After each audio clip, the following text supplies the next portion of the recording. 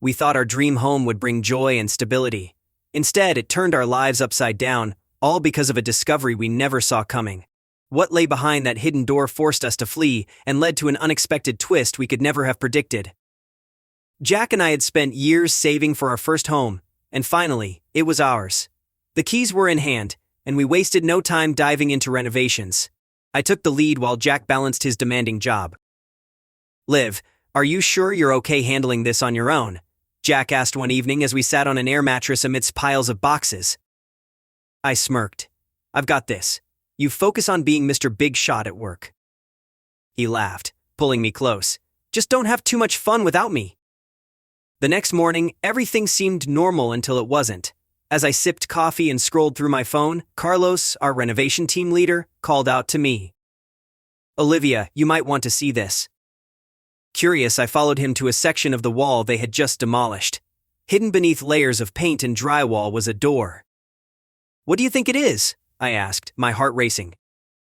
Carlos shrugged. "No idea. Want to open it?" I nodded and twisted the handle. The door creaked open, revealing a small, dark space. My curiosity quickly turned to dread.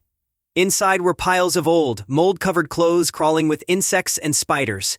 A foul, musty odor hit me, making my stomach churn. Shuddering, I slammed the door. Carlos looked at me, concerned. "Are you okay?" I couldn't answer. My hands trembled as I called Jack. He answered on the third ring. "Liv, what's going on?" "Jack, you need to come home, right now." "What happened? Are you okay?" "Just come home," I insisted, trying to steady my voice. "You have to see this." Jack arrived within the hour, breathless and worried. I led him to the hidden door and carefully opened it again. He recoiled at the sight and smell, his face contorting in shock. "We need to get out of here," he said, slamming the door shut. "I'm not staying with that in the house." Nodding, I felt tears sting my eyes. Our dream home had become a nightmare. Within hours, we packed essentials and arranged to stay with friends, unsure of what to do next. The next few days were a blur of phone calls and planning. Pest control couldn't come immediately, so Jack and I stayed with our friends Mike and Sarah. I tried to stay optimistic, but doubts crept in. "What if we can't fix this?" I asked Jack as we packed up our belongings. "What if we have to sell the house?" Jack hugged me tightly. "We'll figure it out, Leaf, I promise." Mike and Sarah welcomed us warmly, letting us crash in their guest room. That night, as I stared at the ceiling, the weight of our predicament hit me. "We're back to square one," I muttered into my pillow. Jack rubbed my back gently. "It's just a setback. We'll get through this." Days turned into weeks. Pest control visits became routine, and our lives felt like they were on pause. Every morning Sarah would ask any updates, and I'd shake my head with a forced smile. Jack, meanwhile, threw himself into work, often staying late to distract himself.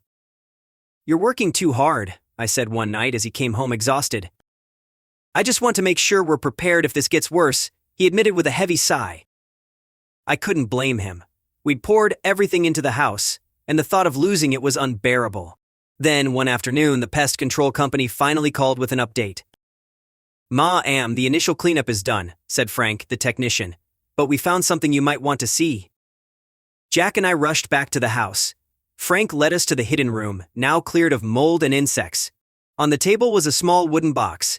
Inside was an assortment of antique jewelry. "We found this while cleaning out the old clothes," Frank explained. "Thought you might want to keep it." Jack and I stared at the contents in disbelief. The jewelry looked old and valuable. "Do you think it belonged to the previous owner?" I asked. "Probably," Jack replied, his brow furrowed. "But why would they leave it behind?" We spent days researching the jewelry, trying to track down the former owner. But our efforts hit a dead end. One evening, as we sat in Mike and Sarah's living room, the jewelry spread out before us. I asked, "What do we do with it?" Jack hesitated. "It's ours now, legally, but it feels wrong to keep it." After much debate, we decided to sell the jewelry and use the money to finish the renovations. It was a strange twist of fate. Our nightmare discovery might actually save our dream home.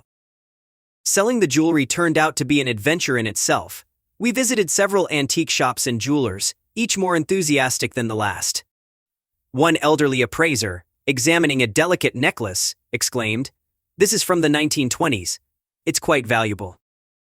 The total amount we received exceeded our wildest expectations. It was enough not only to restore the hidden room but also to tackle renovations we'd been postponing for years. That night, as we pored over renovation plans, I couldn't help but dream big. We could finally redo the kitchen, I suggested. Jack grinned. And maybe add that back porch we've always wanted? Over the following weeks, the house underwent a stunning transformation. The hidden room, once a haven for mold and insects, became a cozy reading nook with built-in bookshelves. Carlos, our renovation lead, stood back to admire his work. "I can't believe this is the same space," he said, running his hand along the polished wood. "It's like night and day," I agreed, my heart swelling with pride. The kitchen, too, was completely revitalized, with gleaming countertops and modern appliances. And our dream back porch, complete with a swing, turned into the perfect spot for lazy Sunday afternoons. Bit by bit, our house was no longer a nightmare, it was becoming everything we'd dreamed of and more. On the day we finally moved back in, Jack and I stood in the doorway of the reading nook, taking it all in. "Can you believe this used to be full of moldy clothes and bugs?" I asked, a shudder running through me. Jack laughed. "Let's not talk about that. This is a fresh start."